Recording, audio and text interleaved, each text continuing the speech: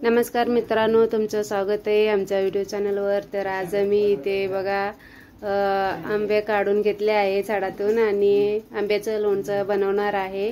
तर इथे सतीश आंब्याचं लहान लहान तुकडे करून घेत आहे आणि आजी इथं बसून सांगत आहे त्यांना तुकडे कसं करायचं आणि जेवढं एवढं छोटं छोटं करायचं। आणि इथे बघा मँगो, हे आमचं शेतातलं झाडाचंच मँगो आहे आणि मी कालच काढून घेतले आहे। एकूण 30-40 मँगो आहे।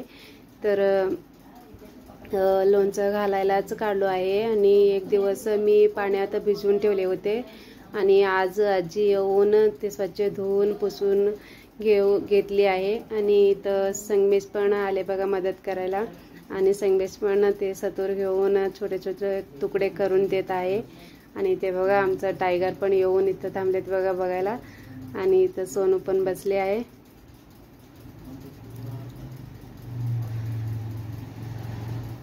आता आजीचं तुकडा करायचं झाल्यावर मी इथं पाणी घालत आहे आणि आजी स्वच्छ धुवून घेत आहे। ते थोडं हे वगैरे लागले असते म्हणून कापताना ते आजी स्वच्छ धुवून घेत आहे। आणि हे मेथी आहे, ते आंब्याच्या लोणच्यासाठी मसाला बनवायचा आहे मला, म्हणून थोडं मेथी घेतो आणि काळे सीड्स पण आहे ते पण मला घ्यावं लागते अजून। आणि मेथी आणि काळे सीड्स दोन्हीही तवावर मी गरम करून घेऊन मिक्सरला घालून आणायचं आहे मला अजून। आणि आजी तोपर्यंत आजी सगळे ते कापलेले मँगो आंबा ते काढून एका कापडावर पुसून घेणार आहे ताकी पाणी त्याच्यात राहू नये म्हणून। इथे बघा आजी काढत आहे कापडावर, तुम्हाला दिसत आहे।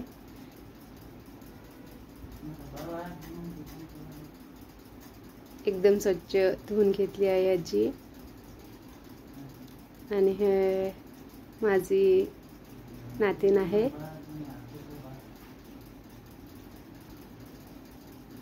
आजीकडे आले ती। आजीचा फार सवय आहे तिला, म्हणून ती आजीला सोडून राहत नाही। आणि ते बघा संगमेश पण सगळे कापून दिले आहे मला, आता झाले आहे कापायचं।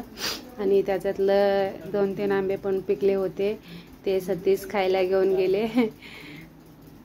आणि ते बघा मी मेथी गरम करायला घेत आहे, आजीला विचारूनच घेते मी, मला कळत नाही म्हणून। आणि इथं हे आता मी गरम करून घेतो तव्यावर।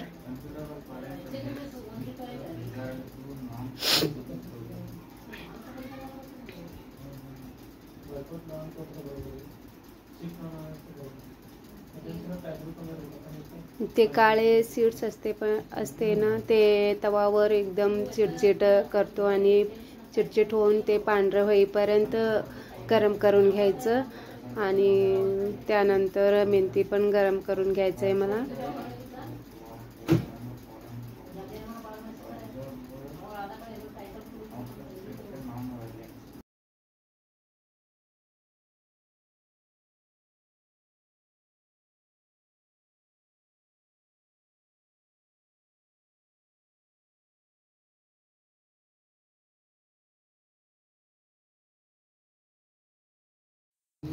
तरी ते बघा मी मेथी पण गरम करून घेत आहे। आजी काढत होती पण आजीला ते पकड वगैरे धरायला येत नाही म्हणून आजीला आलं नाही म्हणून मी काढून घेतली आहे। बघा इथं तुम्हाला दिसत आहे गरम करून घेतलेलं लाल झाली आहे मेथी, ते घालताना वगैरे ते काढताना मिक्स झालेलं आजी काढत आहे। आणि इथे मी घेऊन जाणार आहे, मिक्सरला घालून आणतो मी। तिकडं आमच्या जावाईकडं मिक्सर आहे, माझं थोडं मिक्सर खराब झालं आहे, माझं मिक्सर सोलापूरमध्ये आहे म्हणून मी इथं जावाईकडे जाऊन मिक्सरला घालून आणतो। आणि इकडे बघा आमचं सोनू आणि राजा बसले पण आहे इथं, ते इथं आमच्या शेतात गावाकडे म्हणजे 4-5 दिवस झाले आहे, पाऊस पण लय झाले आहे आणि आम्ही ते उन्हात लोणचं घातल्यावर ते खराब होते म्हणून थोडं पाऊस पडल्यावर थंडी पडू दे म्हणून सोडले होते आणि आता थंडी पडली आहे तर इथं मँगो आज आम्ही लोणचं घालणार आहे आणि ते खराब होऊ नये म्हणून. आणि इथं ते बघा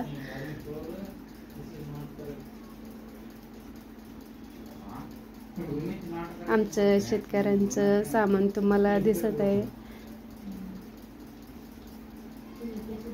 आणि इथं आमचं जेवायचं घर आहे बघा. इथं बैल बारदानी वगैरे सगळं गाडीत ठेवले आहे बैलगाडीवर मध्ये आणि इथे आले आहे बघा मी मिक्सरला घालायला.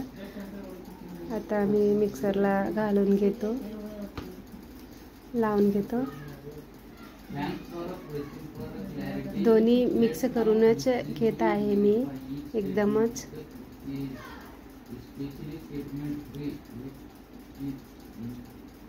ते काळे सीड्स घातले आहे आणि त्यानंतर मेथी घालत आहे. आता टोपण लावून मी मिक्सरला काढून घेतो, लावून घेतो.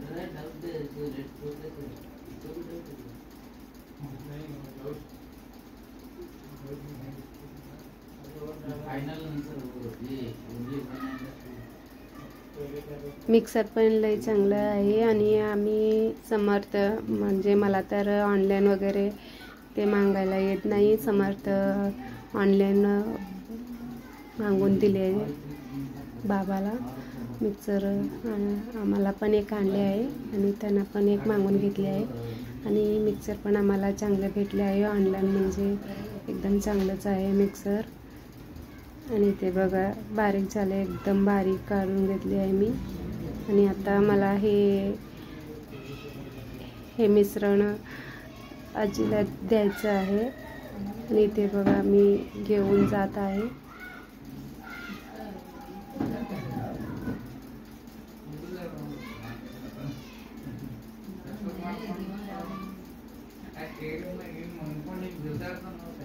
तर आणून दिले बघा मी आजीला आणि आता आजी ते कापडावर वाळायला थोडं घातले होते ते स्वच्छ पुसून घेत आहे पाणी राहू दे म्हणून.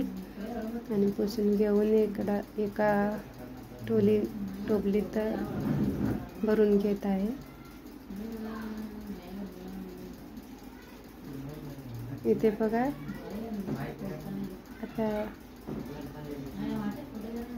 मसाले घालणार आहे आजी. आणि इथं बघा डब्या पण धुवून स्वच्छ करून धुवून ठेवली आहे आणि पुसत पण आहे वाळलेल्या कपड्यानं आजी. आणि ते बघा ते मिक्सर करून आणलेलं ते हळद पण घालत आहे.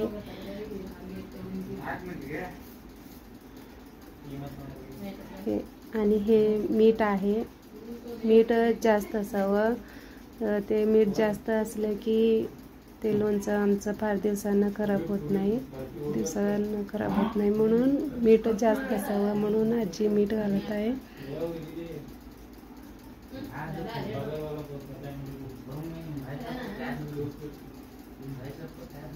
ते मिश्रण करून आणलेलं मसाले पण घातले आहे आजी आणि मीठ हळद एवढं घालून घेणार आहे. आणि एकदम तुम्ही बघा ते मिश्रण झाल्यावर एकदम लोणच्यावर ते मसाले लागल्यावर कसं दिसते तुम्हाला. आणि तुम्ही पण एकदा नक्की असं लोणचं बनवून ठेवा घरात, तुम्हाला पण नक्की आवडेल आणि 1 वर्षभर तुम्ही वापरू शकतो, काही होणार नाही.